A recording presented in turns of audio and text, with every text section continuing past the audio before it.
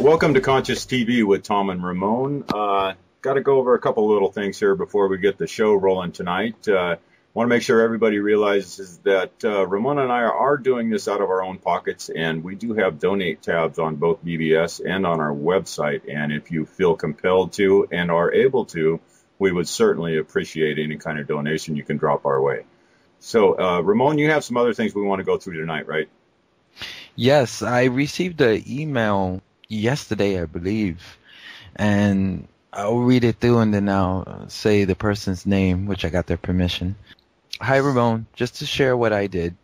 When I did my rice experiment, I boiled the rice first to make sure there was no random spores and then put them in sterilized mason jars, also to control from random spores. I got great results. The hay, just after 30 days, had black mold on the water. The ignore jar, which had no labeling, if any kind, had a little dot of black mold on it. My love jar was pure. It was amazing. I was floored by the results because the only variable in play was the intent. I gave each jar of water. Every day, whenever I would pass the 3 jars, I would deliberately focus my intent on the 2 jars and had labels making sure control for figure. Got no attention at all. I didn't even look at it. I guess I worried that by my having a sign that said ignore, I might make the water in the jar a little more in line with being not loved. I don't know. Just my thought at the time. I want your experiments to be a success and I'm hoping you get outstanding results. It's so exciting to actually see Dr. Emoto's theories work out. Your show are wonderful and so entertaining. Both you and Tom have a great synergy, and I can tell you two get along great. Love, Ashley. And sorry if I mispronounce your name. Ashley in Alabama. Thank you. And with that, Tom, we have a great guest. Yes, we do. We have somebody that I was hooked as soon as I heard her speak with on Mel Fabregas' show. Who Are We Really 101, The Return of the Shaman, which explains the nature of the sacred science, the literal laws of creation. And now we are not only breaking these laws out of ignorance, and our survival is tied to the rightful functioning of these laws in every way, but further, how modern science has begun to weaponize these laws and what the consequences will be for our race if they continue to do so. We have with us tonight Crystal Clark. Crystal, how are you? Yay! I'm wonderful. Thanks so much for having me on your beautiful show.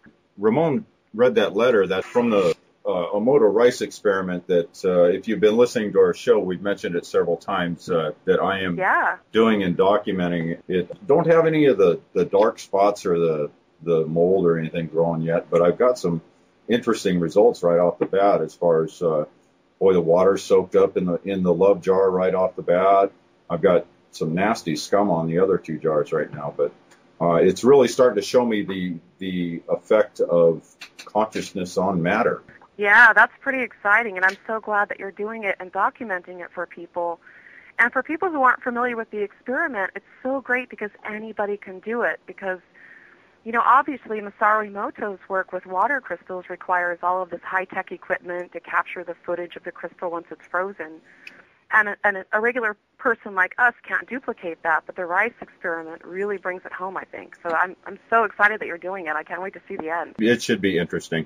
I think I did it a little bit different than what Ashley did. She cooked the rice, and I just used dry rice and water straight out of the sack. So I'm not sure. Maybe mine will take a little bit longer because I started with the dry rice. Anyway, so. Crystal, who are we really? We are little teeny tiny gods who forgot, and forgetting is causing us a lot of suffering. And that's really what it boils down to, in a nutshell. We just forgot, we forgot the beauty that lies within each human being. And the experiment that you're doing, I think, really proves that. And for people who need to see it, because for some people, seeing is believing, and that's the only way that they'll believe, it really helps to really drive that home, because so many people are waiting for an external savior, and it's not going to happen. We are the saviors. We have to save ourselves. But if we don't know that we can, we don't try. We don't know that we have that kind of power. But it's coming back, and it's really great to see. We just had John Lash on the show here this last week, and his big thing is well, he's kind of a Gnostic. He went into Gnostic mythologies and brought back some of the original mythologies that were from the mystery schools, which did not rely on the savior syndrome. It put the responsibility of everything in our lives within our own laps. I see that people actually waking up to that across the world, to that reality that, hey, we're making our own reality. Yeah, and we are the only ones who can, and that is something that is so life-changing. That teeny tiny realization is going to change this planet and everything on it, I think, faster than people give it credit for, because it's just we are really, really powerful beings. But I think that when we don't know that, we mess a lot of stuff up, and it's not because we don't care. It's because we just don't understand. If we don't understand how things are created, then we can't understand how to keep creating them. And I know that a lot of people are saying, well, love is the answer. All you need is love, right? John Lennon. And there, of course, is a great deal of truth to that, but we didn't start out that way. And so now we kind of have some catching up to do. And there's a story, I use it quite a bit, but it really kind of says in a nutshell what it is I mean by that. When my son was about, I can't remember exactly, it was between 3 to 5 months old, he had his first 2 teeth already.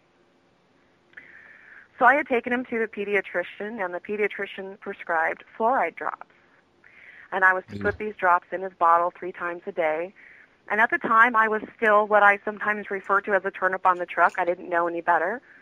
I loved my son, and the pediatrician loved children, and so we thought what we were doing was right. And so for 3 days, I poisoned my infant. And for 3 days, he screamed and cried. And then, and my husband and I, we were so sleep deprived, and we're trying to figure out what's going on, because he was never a fussy child. And then one day I went in to start dinner, and I saw the fluoride bottle on the top of the refrigerator, and I thought, oh, that's what it is. I stopped giving him the fluoride drops, and he stopped screaming all the time. So what I think people need to understand is that, yes, love is very, very important, but so is knowledge, proper knowledge, because we will often do things out of love that we think are good for us, but in fact they aren't. And so that's kind of the point that I really want to try to make to people with this sacred science that I'm trying to teach and reunite people with through the book, is that love is important, but if the knowledge of what creates and sustains life isn't there, we can't direct it properly.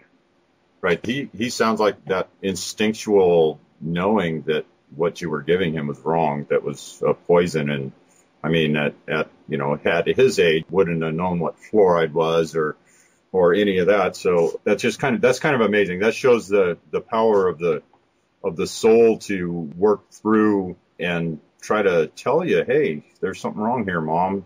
This isn't right. Yeah.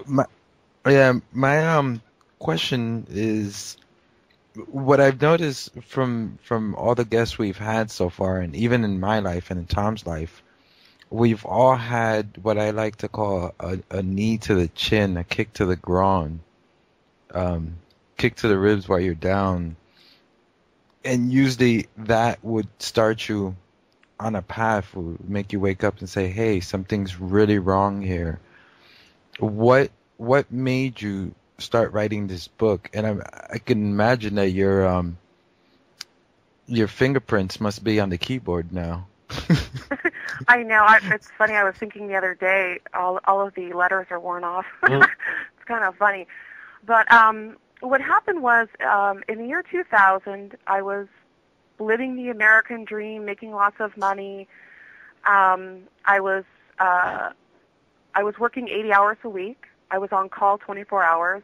I had one day off a week. I was, working my butt off because that's what we're taught you have to do if you want to make lots of money, right? And I had taken an extra day off this one particular week to spend with my family.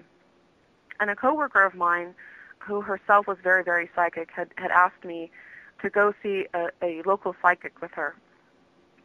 And I didn't really want to go because obviously I took the day off to spend with my family, but she said, well, it's only a half an hour, and I thought, okay, it's an hour and a half out of my day. And I really liked this person.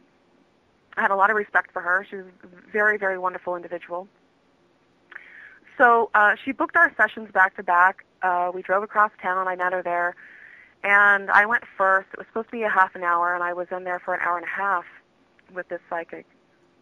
And she's an older woman, and I really liked her. We hit it off right away. We had very similar personalities. And I think for people who've never had this kind of an interaction, it's very, very helpful if the person that you go to records it. Because when you're there, information can flow so fast and so furiously that you just don't have time to really comprehend it.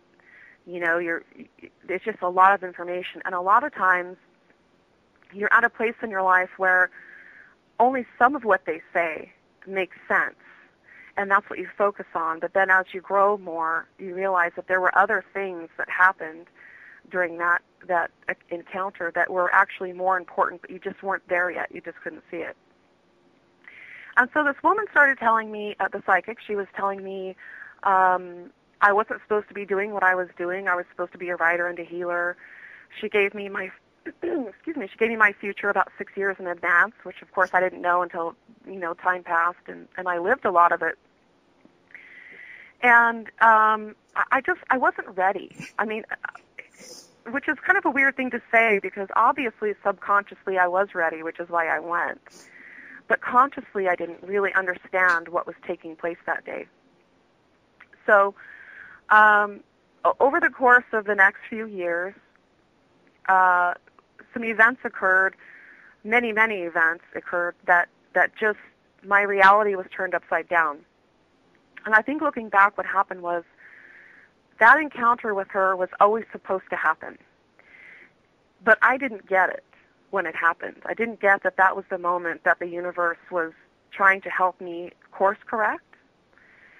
But I liked the course that I was on because, like so many other people, I was very materialistic because I came from a poor family, and I think that people who come from poor families especially really strive to do well financially, and then that becomes your identity. And that's really where I was, and I liked my life. I was making good money. I had tons and tons of respect because of the position that I held, and the respect came not just from my peers, but from my family. So it was a very difficult time because when all of that went away, so did all of the respect, because you very quickly learn, and I think a lot of people are learning this now, that you are not the only one who associates who you are with what you do for a living. So when you're no longer doing that, all the respect that came with it is gone, even from family members. It can be a very, very, very difficult time. So in my particular case, universe had me have this meeting, and I was supposed to get it, and I didn't. And universe didn't like the fact that I didn't get it, and worked really, really hard to make sure that I did get it. And it was a very, very difficult period to go through.